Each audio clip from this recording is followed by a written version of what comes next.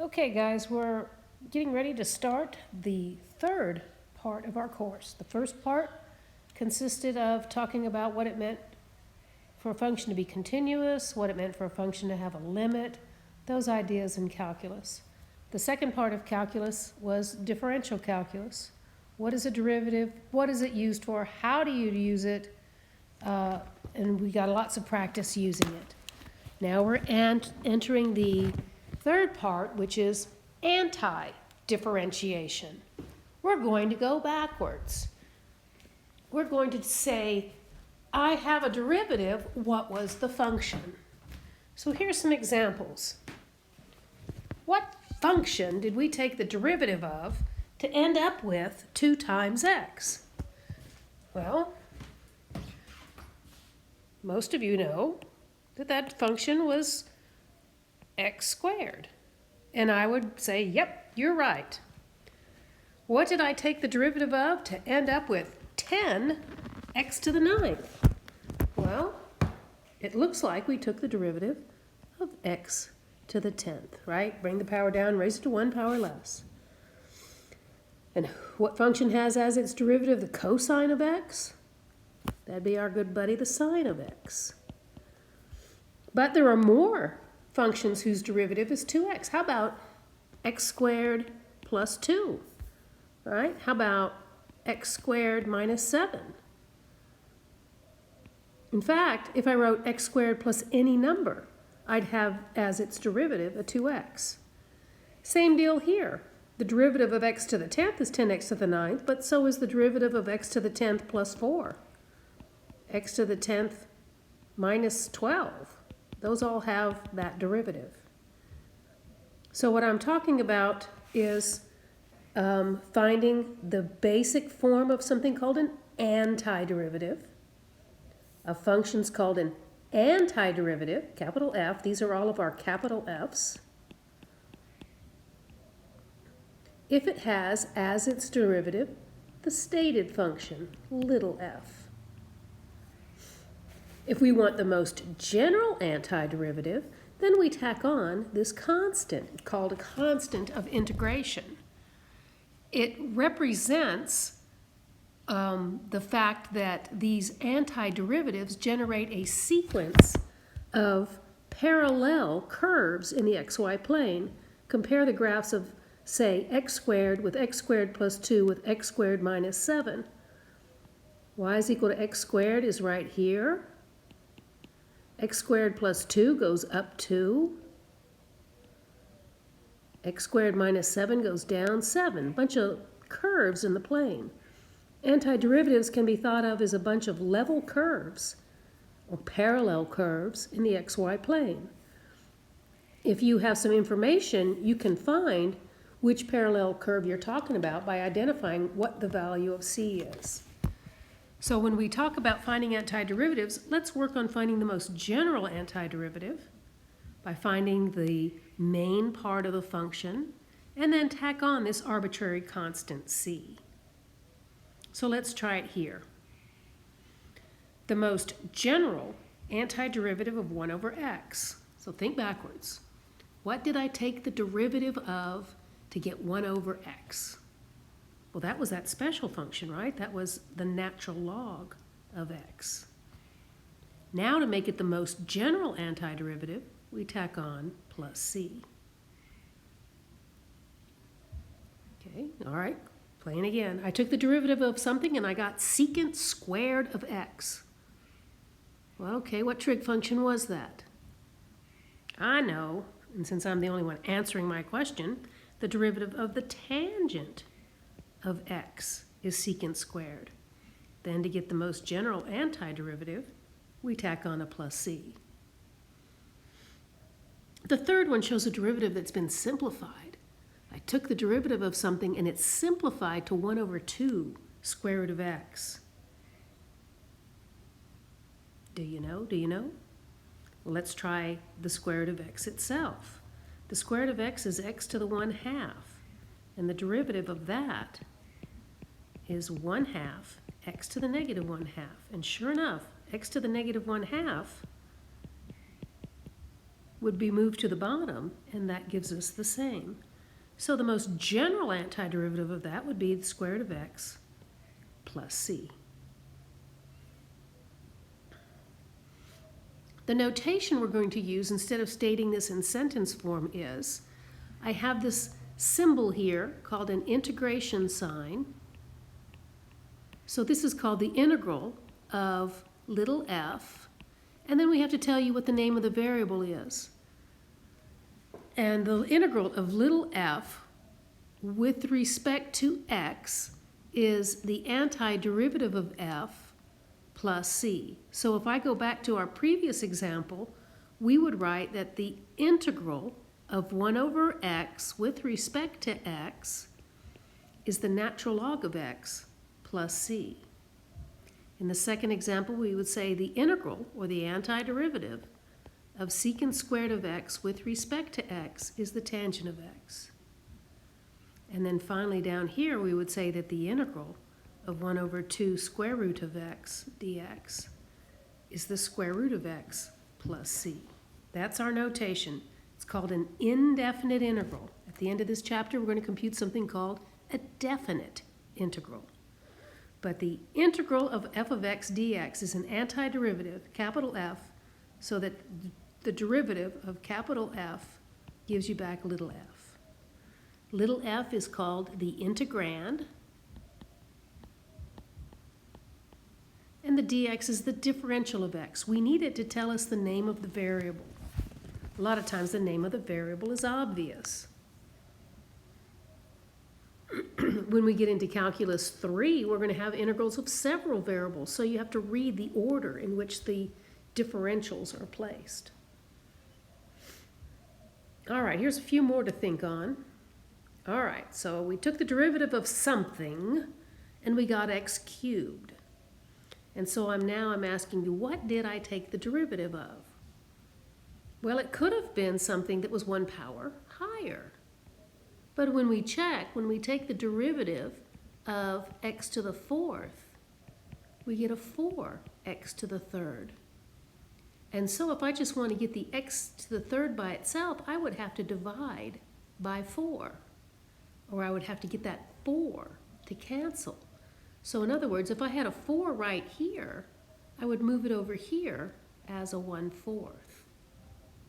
So let's take it away from here. Put that integral back. Then we tack on the constant of integration. Let me name it up here. Constant of integration. So the process of finding an antiderivative is called antidifferentiation, but man, that's a mouthful. So what we're going to say is that we're integrating f in terms of x to get this antiderivative. So it's integration of f gives us capital F. All right, so let's check up here. I said the integral of x to the 3rd dx was 1/4 x to the 4th. Well, let's check.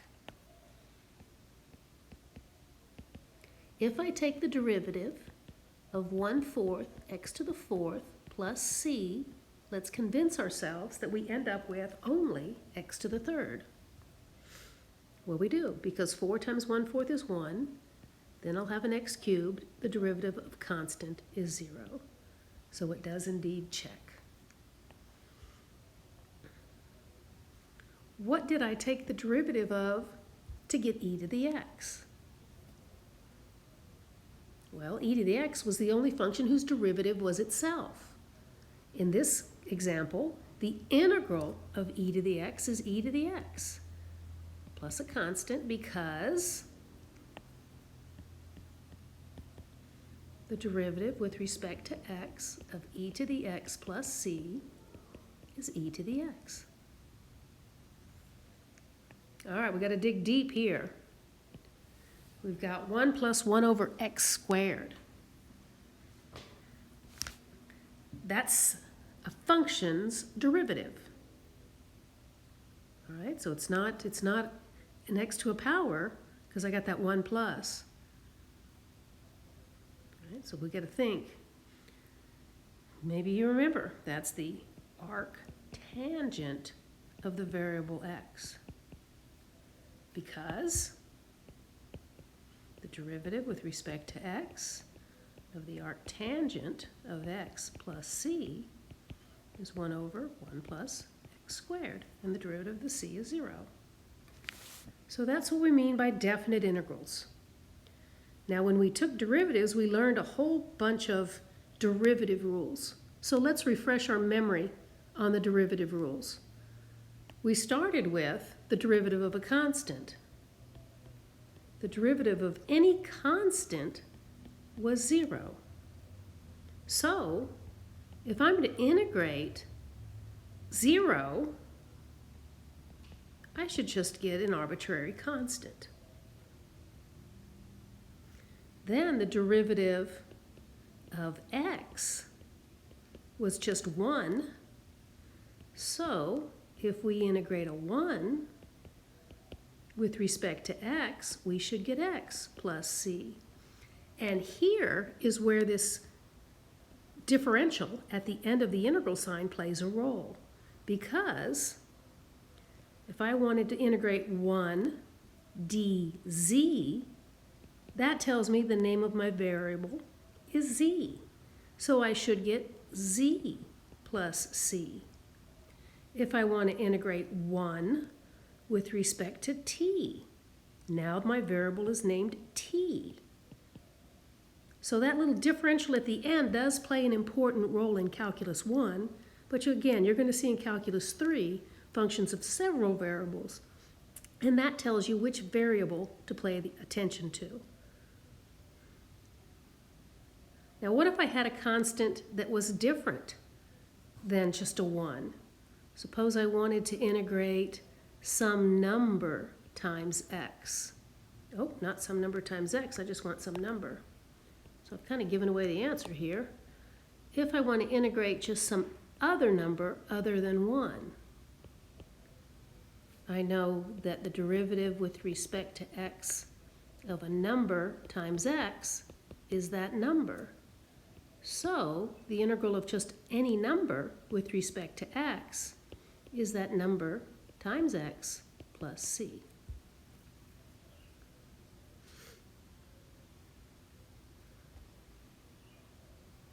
So the integral of a constant is the constant times x. That's really our first integration rule.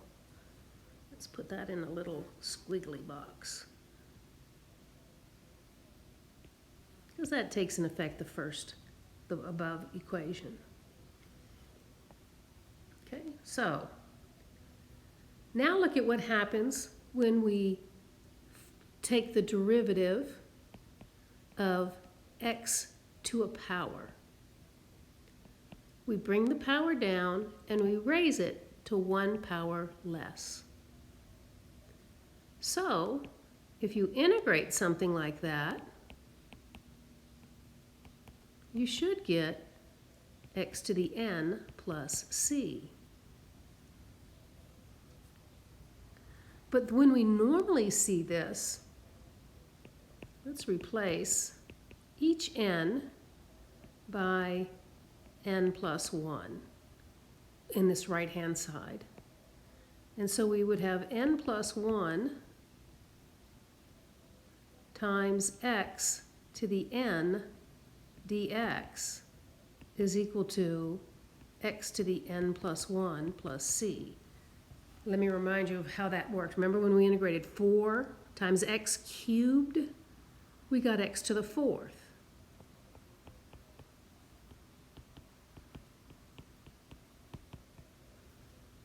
Now what if I took that number to the other side? Then it says that the integral of x cubed by itself is 1/4 x to the 4th plus c. So backtrack. In the derivative, the first step you do is multiply by the old power, and then your new power is 1 less. An antiderivative has to undo that in reverse order. So we reverse the fact that this exponent is 1 less by adding 1 to the exponent. Then we have to undo the multiplication by the new exponent by dividing by that new exponent. And there's our power rule. I want to put a plus c here for integrals. That's our power rule for integrals.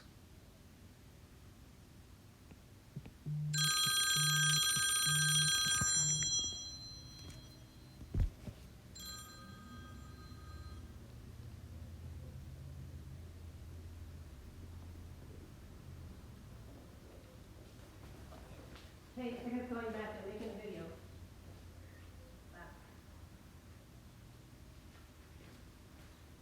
Sorry about that phone interruption. All right, so let me show you how this works. Right? If we were integrating, say, x to the 10th dx, then we're looking for some function whose derivative was x to the 10th. What this rule says, it should be x to the 11th, 1 power more. And then to undo the fact that when you take the derivative of x to the 11th, you would bring the 11 down and multiply, you put this factor of 1 over 11 here to suck that up. So the derivative of that would give us the x to the 10th. This power rule works for every value of n except -1. Because remember, if you're integrating x to the -1, you're actually finding a function whose derivative is 1 over x. We did that one earlier. That's the natural log of x. Let's put that in a box and make it its own rule. Now remember that the logarithm is only defined for positive values of x, but 1 over x is defined for all non-zero values of x. To make this expression on the left equal to the expression on the right, we typically put this x in absolute value bars, so that the integral of 1 over x is the natural log of the absolute value of x. Then one that we've seen a second ago, that the integral of e to the x is e to the x. It's a function whose derivative is itself and whose antiderivative is itself. Now let's do our 6 trig functions. Remember that the derivative with respect to x of the sine of x is the cosine of x. So if we're integrating the cosine of x, we are going to get the sine of x. The derivative with respect to x of the cosine of x is negative sine of x.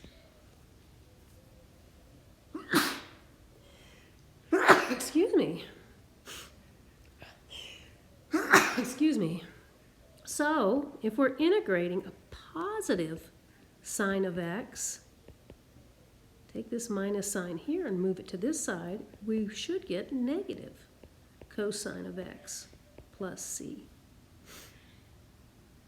Then the tangent function has as its derivative secant squared of x. So the integral of the secant squared of x dx is the tangent of x plus c. Let's put those 3 in a box. We got 3 more trig functions. Let's whip those out. Let's see, the reciprocal of the sine was the cosecant. If you take the derivative of the cosecant, you get minus cosecant of x cotangent of x. So, if you integrate a positive cosecant x cotangent of x, you're going to end up with a negative cosecant of x plus c. If you take the derivative of a secant of x, you get a secant x tangent x. So, if you integrate secant x tangent of x, you should get the antiderivative, secant of x plus c. The sixth trig function was the cotangent of x. Its derivative was, what was it? Was it negative cosecant squared of x? So the integral of the positive cosecant squared of x is a negative cotangent of x plus c. We box on those three. Then our inverse trig functions.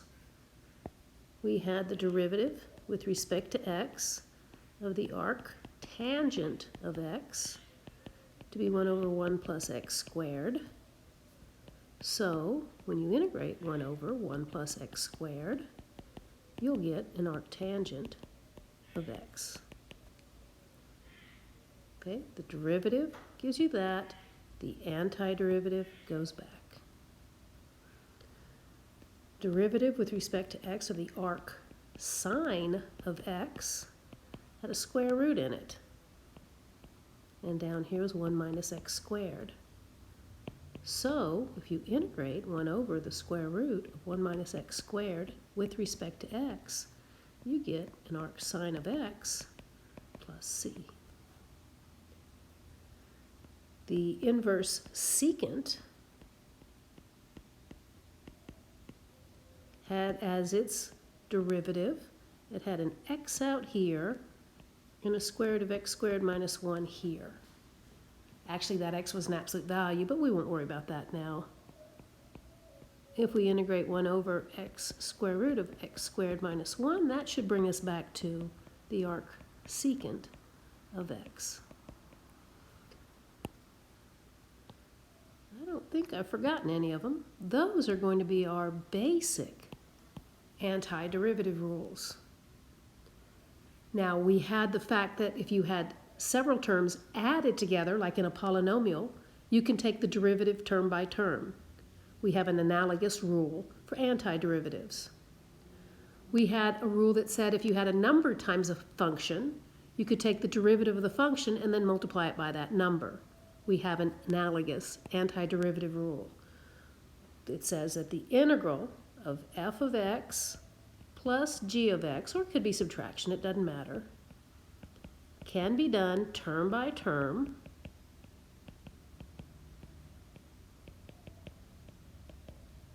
and if you have a constant in here, multiplier, constant multiplier doesn't get in the way. You can take that constant, find the integral of f of x dx, and then put the constant back on. So those two things tell us that the antiderivative, like the derivative, is a linear operator. You can do things term by term through a sum, and you can factor out constants. But you can't integrate term by term in a product.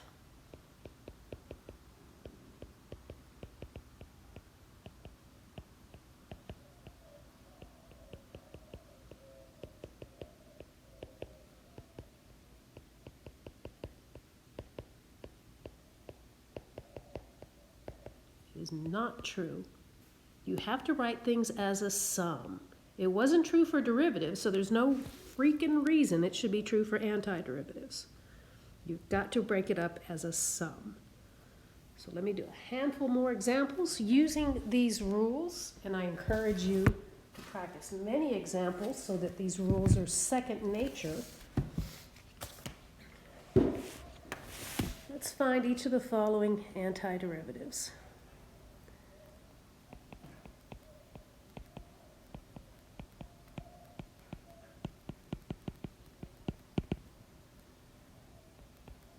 Let's find the integral of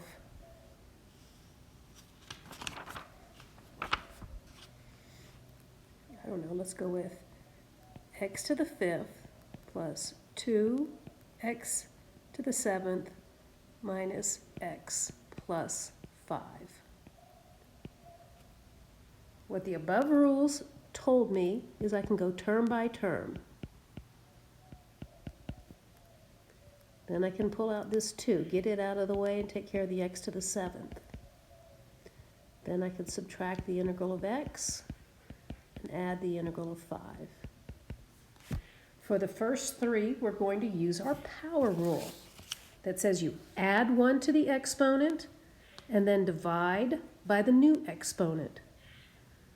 So to integrate x to the fifth, I add 1 up here, and then I divide by it. Here I copy down the 2, do the same. Add 1 to the 7th, and divide by that. Okay, here's a 1. So when I pull this minus sign here from above, add 1 and divide. And then here's the constant. Remember, you took the derivative of a constant times x to get that constant. So I have a 5x. And then to make it the most general antiderivative, we tack on the plus c. So I simplify as 1/6 x to the 6th plus 1/4 x to the 8th minus 1/2 x squared plus 5x plus c. Okay? And eventually we'll be able to go just from here to here without doing the in-between steps. I'm just kind of showing them off.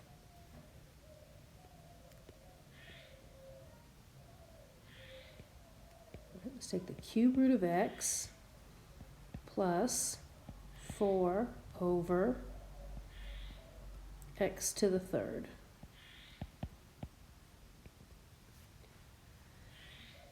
With integration, you have to set things up the same way you had to do with derivatives. You had to take the symbols off and write them as a power.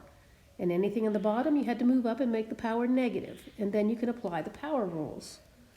So our initial step is to write this as x to the 1/3 plus 4x to the negative third.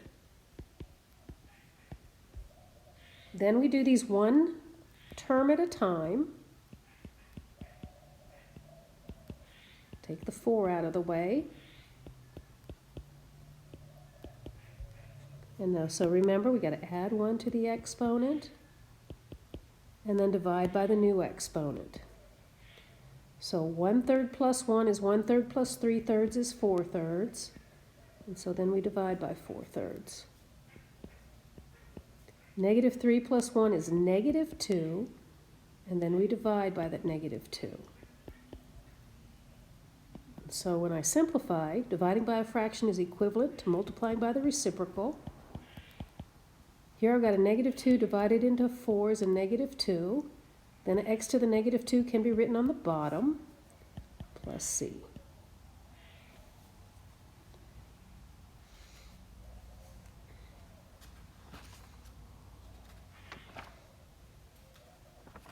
Okay, third one. Suppose I have x plus 4 all divided by x cubed. Just like there is no integrating term by term in a product, you cannot integrate term by term in a quotient. So here what we want to do is break this up into two separate fractions.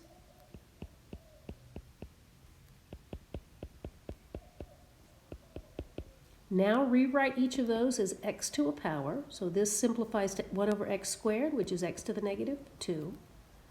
This is 4x to the -3. Now, integrate with our power rule, add 1 to the powers, and then divide by whatever power you get. So if I add 1 to the -2, I get a -1, and now I divide by -1. Here's the 4. Add 1 to the -3, and I get a -2, and divide by -2. And we can simplify that as a -1 over x minus 2 over x squared. And so the claim is if you take the derivative of this, you're going to get the line above it. And then if you get the common denominator, you'll get the line above that. Got to break up a quotient into single terms. You got to break up a product into single terms. So if I wanted to try to integrate x plus 2 times 3x minus 1, I have to multiply it out first. We've got to have terms separated by only plus and minus signs. So when I multiply, I get 3x squared minus x plus 6x minus 2. One more step, we'll put those terms together in the middle. And now integrate term by term. For the first one, the 3 doesn't matter. Now you add 1 to the power, divide by the new power. Pull out the 5. The power on the x is a 1, so add 1 to that, divide. Integral of a constant is just the constant times x. And then you tack on the plus c. The simplifying step leaves me x cubed plus 5 halves x squared minus 2x plus c. That's the antiderivative. Okay, so learn those rules and don't forget the plus c. Students always ask me if I'm going to take off points if they forget the plus c, and I've always told them in the past, no, I don't take off points, but I'll charge you $1. Well, the price has gone up. If you forget the plus c now, I'm going to charge you 1 roll of toilet paper. Don't forget the plus c. I need me some toilet paper. Okay, so learn those rules, maybe write them down in a nice, pretty way, and practice, and you'll find that this section can become as easy to you as taking derivatives. We're going to work our way towards some applications of this indefinite integral, and we're going to work on doing the counter of the product rule and the quotient rule, and that's how the course will complete. So for now, I'm going to quit right there, and you guys are going to go and practice. See ya.